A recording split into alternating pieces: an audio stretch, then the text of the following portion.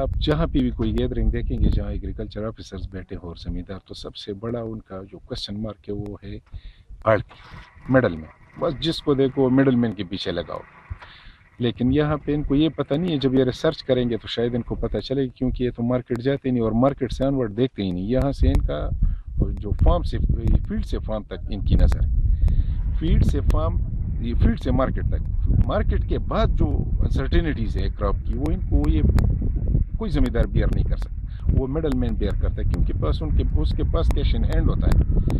मुझे फेओ का एक प्रोजेक्ट मिला था मंसेरा में, बालाकोट एरिया में, तो उन्होंने रिक्वेस्ट की थी कि आप कहीं से मिडल मैन ढूंढ लें के वेजिटेबल्स और फ्रूट्स के लिए। अब यकीन करें वहाँ पे कोई मिडल मैन नहीं, उन्होंने कहा रिस्क बहुत बड़ा है, क्योंकि एरिया में वो लैंड स्लाइडिंग होती है और अगर एक ट्रक रुक जाए तमाम का तमाम सामान ख़राब हो जाता है। तो मिडल मैन एक बहुत प्रोडक्टिव कंपोनेंट है सिस्टम का। बस सिर्फ इतना होना चाहिए कि रेगुलेशन होनी चाहिए कि उसको एक ख़ास सतह पे उसको लाके एक जो है प्रॉफिट मार्जिन उसके लिए रख लें, लेकिन उसकी अनसर्टिनिटी को भी देख लें। तो वो जो ट्राइका की मैंने बात की वो इस तरह से फिजिबल है इनके लिए, बैंकों के लिए, जो कि प्लास्टिक मनी में दोबारा भी मैं ये बात करूँगा आपके साथ। सबसे अहम बात यह है कि ये एक ट्राइका अगर बन जाए ना, एक फार्मर है जो कि सोइंग करता है, जिसको कॉन्ट्रैक्ट फार्मिंग भी लोग कहते हैं, अगर वो मॉडल भी अपनाया जाए तो बहुत बेहतरीन है। लेकिन अगर ये प्लास्टिक मनी वाला कॉन्सेप्ट लाया जाए ना, तो ऐसा है कि एक प्लास्टिक मनी आपने क्रेडिट कार्ड दे दिया एक जमींदार को, उसके कोलेट्रल पे नहीं, उसके क्रॉप पे दे दिया। क्रॉप बहुत बड़ी चीज़ है, कोलेट्रल तो ज़मीन एक जगह पे पड़ी स्टक है, उसकी कोई कीमत आप नहीं लगा सकते। वो जमींदार आपको 10 करोड़ में भी नहीं देगा, उसके कोलेट्रल का तो आपको अंदाज़ा नहीं। आप तो सिर्फ पटवारी से उसके कागज़ लेके हवा में उड़ा देते कि जी ये तो 1 बीघा ज़मीन है या 1 एकड़ ज़मीन है। नो, उस पर जो क्रॉप कड़ी है उसको आप कोलेट्रल ले ले, जमींदार के पसीने से जो कड़ी है वहाँ पे, और वो बहुत अनसर्टन सिचुएशन में खड़ी है, उसको पता भी नहीं खुदा इसको बचाते कि नहीं। अब सिंध में देखें क्या सिचुएशन, तो वो ट्राई ऐसे बन सकती है कि अगर आप कॉन्ट्रैक्ट फार्मिंग की तरह बैंक उसको एक क्रेडिट कार्ड दे दे कि इससे आप इनपुट्स माई सीड और जितने कल्चरल प्रैक्टिसेस में, मैं आसानी के लिए जितने भी कल्चरल प्रैक्टिसेस में स्टेप्स हैं वो तमाम इस क्रेडिट कार्ड से पूरे कर लें।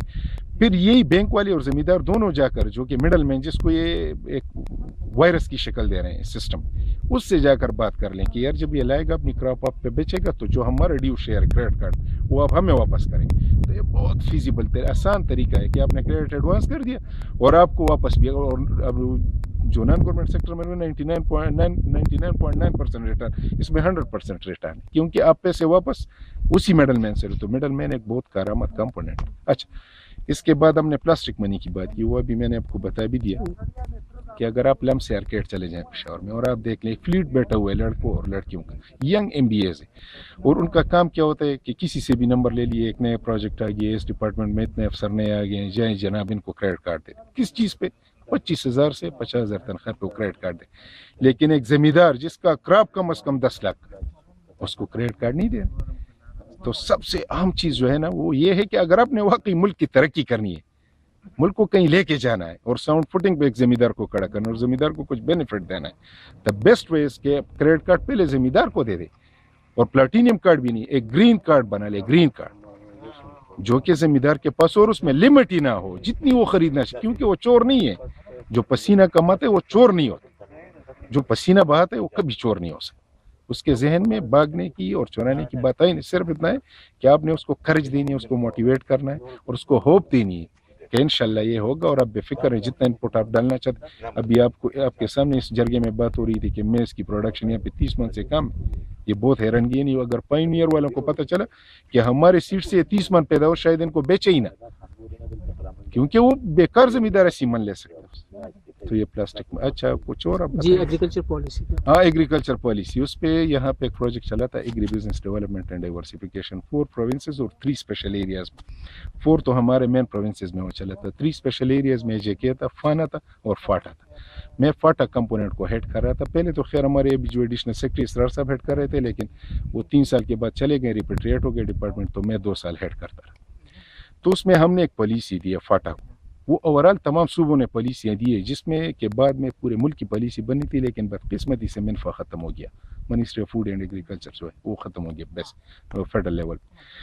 तो उस पॉलिसी में इन सब बातों की डिस्कशन है, क्योंकि वहाँ पे हमने इसके बैकग्राउंड पे, पॉलिसी के उस डॉक्यूमेंट के बैकग्राउंड पे बहुत बड़ी स्टडी की थी। कंसल्टेंट्स आए हुए थे, उन कंसल्टेंट्स ने बहुत डिटेल डिस्कशन की थी ज़मींदार से, जितने भी स्टेक होल्डर थे ज़मींदार के साथ, उससे پھر جہاں پہ انپٹس آ گئے انپٹس والوں کے پاس گئے, جہاں پہ اریگیشن سسٹم تھا, جہاں پہ یہ کولیٹرل کی بات کرتے ہیں, اس پہ بینکوں کے ساتھ یعنی فوکس گروپ, وہ فارمر گروپ, ہر قسم کے ڈسکشن ہو گئے. اس کے بعد وہ پالیسی, تو اس پالیسی میں ان تمام مسائل کا حل ہے, لیکن یہ اٹھاتے نہیں, دیکھتے نہیں. اب بینک والے یہاں آ کر بیٹھے ہوئے اور ایک ہی بات کر رہے ہیں کہ ہم تھوڑے سے کولیٹرل پہ آپ کو بہت بڑا قرض ہے. یہ پروسیس بڑا کمپرسن ہے, اس کو کاٹ کیوں نہیں دیتے پلس اس کے جیب میں کریڈٹ کارڈ, جب اس کا دل چاہے سویپ کر لیا. اور وہ کہاں سویپ کرے گا, آپ کو پتہ ہے اس پہ باقاعدہ گرین کارڈ پہ لکھا ہونا چاہیے کہ سویپ ہوگا تو ان پٹ سپلائر کے پاس سویپ. بہت آسان پروسیس ہے, لیکن یہ اگر وہ پالیسی اٹھائے, اس ڈاکومنٹ کو پڑھے اور اس سے جو فائدے کی باتیں یہ نکالے تو ان کو بہت کم ہے. ریگولیٹڈ فارمنگ, ہاں ریگولیٹڈ فارمنگ یہ بہت اہم بات ہے. اس کانسیپٹ کو کوئی ملک میں نہیں رہتا. یہ تمام لوگ ریگولیٹڈ مارکیٹ کی بات کریں. ہمارے پاکستان میں آپ کسی بھی فورم پہ بیٹھ جائیں جہاں پہ ایگریکلچر ڈسکشن ہو رہی ہو, they will all be telling you about the regulated market. کوئی ریگولیٹڈ فارمنگ کی بات نہیں کرتا, حالانکہ یہ بہت اہم ہے. ون آف دا جو ہمارے کنسلٹنٹ ان میں سے ایک جو میکسیکن تھا, تو وہ خود پالک گروور تھا. تو وہ میرے پاس انقلاب مارکیٹ ہے, بہت بڑا ایشین ڈیولپمنٹ بینک نے بنایا پشاور میں, اس میں میرے ساتھ چلے گی. تو بولی ہو چکی تھی, تو بولی کے بعد اس نے دیکھا کہ ڈیر لگے ہوئے پالک ہے. وہ بڑا حیران ہوا, مجھے کہتا ہے کہ یار یہ پالک کہاں سے آئے. میں نے کہا سراؤنڈنگ میں پشاور سے. کہتے ہیں یہ تو بہت بڑے پسو کا ایسے کیا. میں نے کہا تو بولی سے رہ گی, اگر آپ لے کے جانا چاہتے ہیں تو فری ہے. آپ وہ بڑا حیران ہو, مجھے کہتے نہیں ایسا نہیں ہوگا. میں نے کہا کیوں. تو اس نے مجھے بتایا کہ یار پالک تو اتنا مہنگا ہے کہ میرا آنے والا جو اس دو قسم کا پالک کا گروور تھا, ایک آرگینک اور ایک ان آرگینک. اس نے کہا ان آرگینک تو بہرحال وہ تو ٹھیک ہے, ڈیمانڈ جتنی بھی ہے میرے پاس اس کے پیسے میں لے چکا, لیکن جو آرگینک میں کاشت کر رہا ہوں وہ 3 سال پہلے بک چکا ہے میرا پالک. آپ یقین کرے, اس نے مجھے حیران کر دیا. اس نے کہا یہ اتنی بوریوں کے حساب سے پڑا ہوا ہے. تو اس نے کہا کہ تمام فارمنگ ہماری ریگولیٹڈ ہے. ایک زمیندار کے پاس ایک کراپ ہے, یہاں پہ تو زمیندار کو کوئی بتاتا ہی نہیں کہ آپ نے کاشت کیا کرنے